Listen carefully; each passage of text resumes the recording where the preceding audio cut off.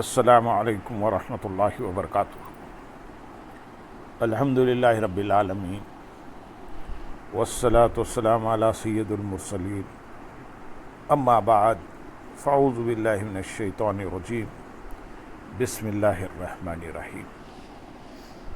برادران عزیز و معزز خواتین، آج کی اس نشست میں سورۃ یونس کی آیت نمبر 9 سے آیت نمبر 12 تک تمام آیات کا ترجمہ و تفسیر پیش کرنے کی سعادت حاصل کی جائے گی۔ ان الذين آمنوا وعملوا الصالحات يهديهم ربهم بإيمانهم تجري من تحتهم الأنهار في جنات النعيم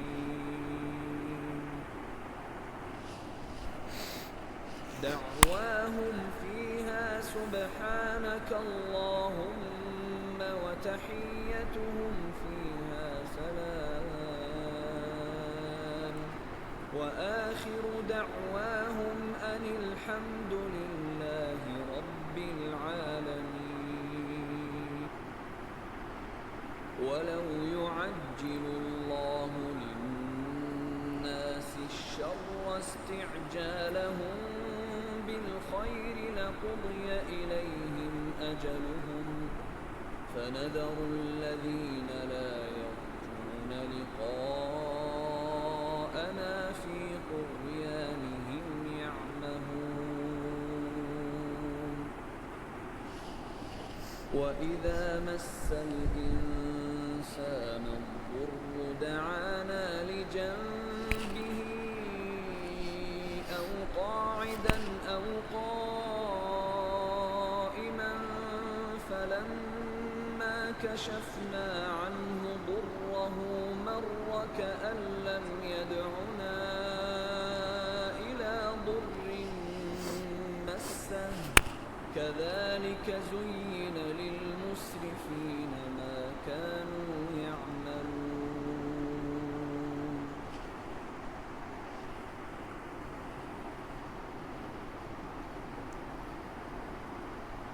بے شک وہ لوگ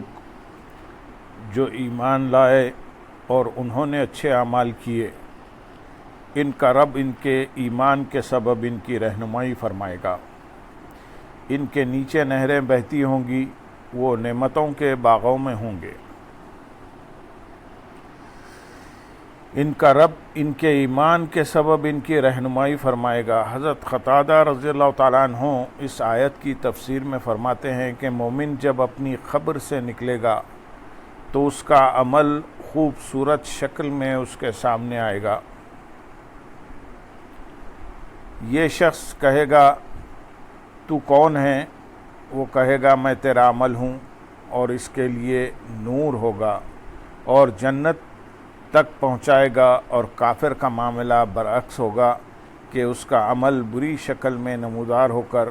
اسے جہنم میں پہنچائے گا۔ سبحان اللہ، کتنی پیاری فضیلت ہے کہ مومنین کی جنت کی طرف رہنمائی اللہ عز و جل کی جانب سے ہوگی۔ وہ جنت میں جائیں گے اور ہمیشہ کے لیے رہیں گے، اور ان کے محلات کے نیچے دودھ، شہد، شراب طہور اور خالص پانی کی نہریں جاری ہوں گی۔ آیت نمبر 10 میں ارشاد ہے، ان کی دعا اس میں یہ ہوگی کہ اے اللہ تو پاک ہے، اور جنت میں ان کی ملاقات کا پہلا بول سلام ہوگا، اور ان کی دعا کا خاتمہ یہ ہے کہ تمام تعریفیں اس اللہ کے لیے ہیں جو تمام جہانوں کا پالنے والا ہے۔ یعنی اہل جنت اللہ تعالیٰ کی تسبیح، تحمید، تقدیس میں مشغول رہیں گے، اور اس کے ذکر سے انہیں فرحت و سرور اور انتہا درجے کی لذت حاصل ہوگی۔ سبحان اللہ۔ حضرت جابر بن عبداللہ رضی اللہ تعالیٰ عنہ سے روایت ہے، نبی اکرم صلی اللہ علیہ وسلم نے ارشاد فرمایا، جنتی لوگ جنت میں کھائیں اور پئیں گے، اس میں تھوکیں گے، نہ پیشاب کریں گے، نہ رفع حاجت کریں گے اور نہ ناک صاف کریں گے۔ صحابہ اکرام رضی اللہ تعالیٰ عنہ نے عرض کی پھر ان کا کھانا کہاں جائے گا؟ ارشاد فرمایا ایک ڈکار آئے گی اور پسینہ مشک کی طرح ہوگا، انہیں تسبیح اور حمد کا اس طرح الہام ہوگا جیسے سانس آتا جاتا ہے، اور جنت میں ان کی ملاقات کا پہلا بول سلام ہوگا۔ یعنی اہل جنت آپس میں ایک دوسرے کی تحیت یعنی تعظیم و تکریم سلام سے کریں گے، یا ملائکہ انہیں بطور تحیت سلام عرض کریں گے، یا ملائکہ رب عز و جل کی طرف سے ان کے پاس سلام لائیں گے۔ معلوم ہوا کہ بوقت ملاقات سلام کرنا، بوقت رخصت حمد الہی کرنا جنتی لوگوں کا مشغلہ ہے، اور ان کی دعا کا خاتمہ یہ ہے، اس کا معنی یہ ہے کہ ان کے کلام کی ابتدا اللہ عز و جل کی تعظیم و تنزیہ سے ہوگی، اور کلام کا اختتام اس کی حمد و ثنا پر ہوگا، اور اس کے دوران جو چاہیں گے آپس میں کلام کریں گے۔ اس سے معلوم ہوا کہ حمد الہی جنت میں بھی ہوگی۔ حمد کی فضیلت کے بارے میں حضرت انس بن مالک رضی اللہ تعالیٰ عنہ سے روایت ہے، حضور اقدس صلی اللہ علیہ وسلم نے ارشاد فرمایا جب اللہ تعالیٰ اپنے بندے پر کوئی نعمت نازل فرماتا ہے اور وہ نعمت ملنے پر الحمدللہ کہتا ہے تو یہ حمد اللہ تعالیٰ کے نزدیک اس دی گئی نعمت سے زیادہ افضل ہے۔ حضرت قتادہ بن صامت رضی اللہ تعالیٰ عنہ سے روایت ہے، رسول کریم صلی اللہ علیہ وسلم نے ارشاد فرمایا جو رات کو اٹھے اور یہ کہے لا الہ الا اللہ وحدہ لا شریک لہ لہ الملک ولہ الحمد وہو علی کل شیء قدیر، الحمد للہ وسبحان اللہ ولا الہ الا اللہ واللہ اکبر ولا حول ولا قوۃ الا باللہ۔ پھر کہے اللہم اغفر لی، یا کوئی اور دعا کرے تو قبول کی جائے گی، اور اگر وضو کرے اور نماز پڑھے تو اس کی نماز قبول کی جائے گی۔ آیت نمبر 11 میں ارشاد ہے اور اگر اللہ لوگوں پر عذاب اسی طرح جلدی بھیج دیتا جس طرح وہ بھلائی جلدی طلب کرتے ہیں تو ان کی مدت ان کی طرف پوری کر دی جاتی، تو جو لوگ ہماری ملاقات کی امید نہیں رکھتے ہم انہیں ان کی سرکشی میں بھٹکتا ہوا چھوڑ دیتے، تو ان کی مدت ان کی طرف پوری کر دی جاتی۔ یعنی اگر اللہ تعالیٰ لوگوں کی بد دعائیں جیسے کہ وہ غصے کے وقت اپنے لیے اور اپنے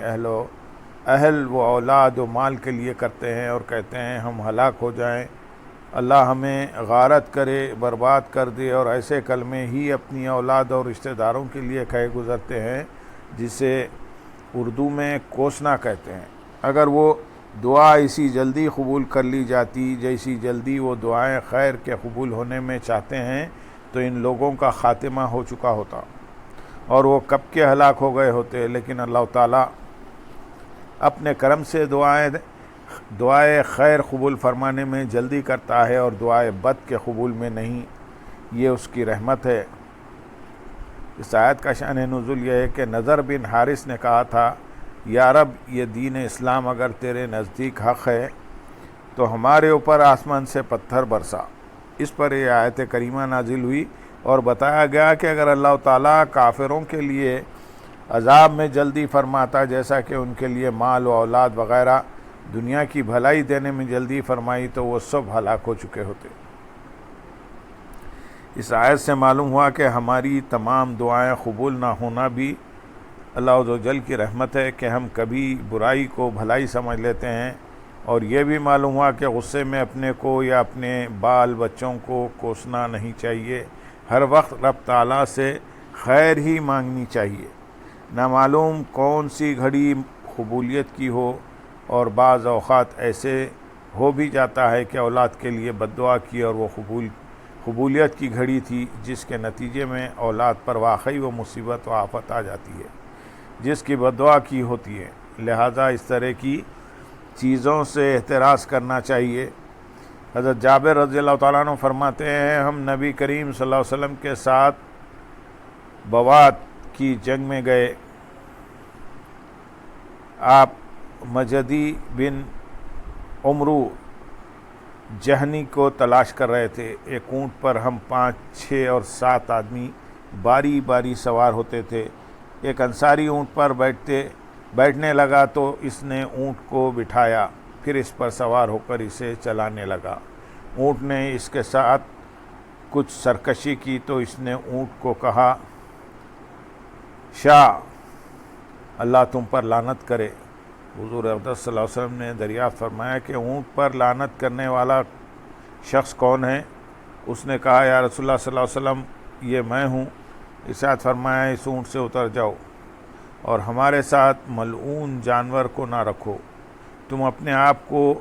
بد دعا دو، نہ اپنی اولاد کو بد دعا دو اور نہ اپنے اموال کو بد دعا دو۔ کہیں ایسا نہ ہو کہ یہ وہ گھڑی ہو جس میں اللہ تعالیٰ سے کسی عطا کا سوال کیا جائے تو وہ قبول ہوتی ہے۔ آیت نمبر 12 میں ارشاد ہے، اور جب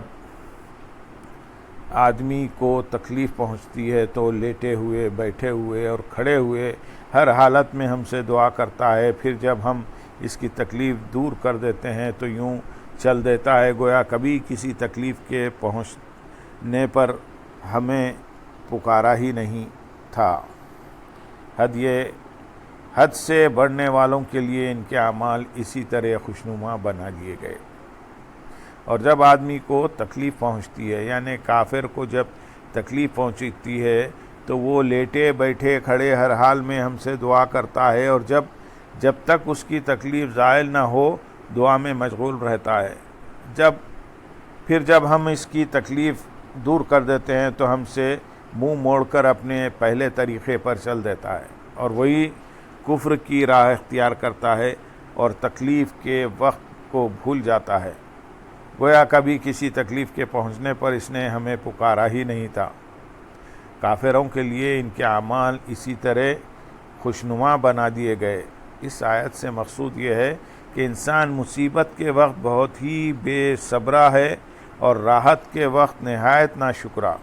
جب تکلیف پہنچتی ہے تو کھڑے لیٹے بیٹھے ہر حال میں دعا کرتا ہے، اور جب اللہ عز و جل تکلیف دور کر دے تو شکر بجا نہیں لاتا اور اپنی سابقہ حالت کی طرف لوٹ جاتا ہے۔ یہ حال غافل کا ہے۔ عقل مند مومن کا حال اس کے خلاف ہے۔ وہ مصیبت و بلا پر صبر کرتا ہے، راحت و آسائش میں شکر کرتا ہے، تکلیف و راحت کے جملہ احوال میں اللہ تعالیٰ کے حضور گریہ وزاری اور دعا کرتا ہے۔ اور ایک مقام اس سے بھی اعلیٰ ہے جو مومنوں میں بھی مخصوص بندوں کو حاصل ہے کہ جب کوئی مصیبت و بلا آتی ہے اس پر صبر کرنے کے ساتھ ساتھ دل و جان سے خزائے الہی پر نہ صرف راضی رہتے ہیں بلکہ اس حال میں بھی اللہ عز و جل کا شکر ادا کرتے ہیں۔ اس آیت کی تفسیر کو سامنے رکھ کر ہمیں اپنے حال پر غور کرنا چاہیے کہ ہم کس گروہ کے پیچھے ہیں اور ہمارے اندر کس گروہ کی علامات پائی جا رہی ہیں۔ کیا ہم بھی مصیبت میں نمازی، پرہیزگار،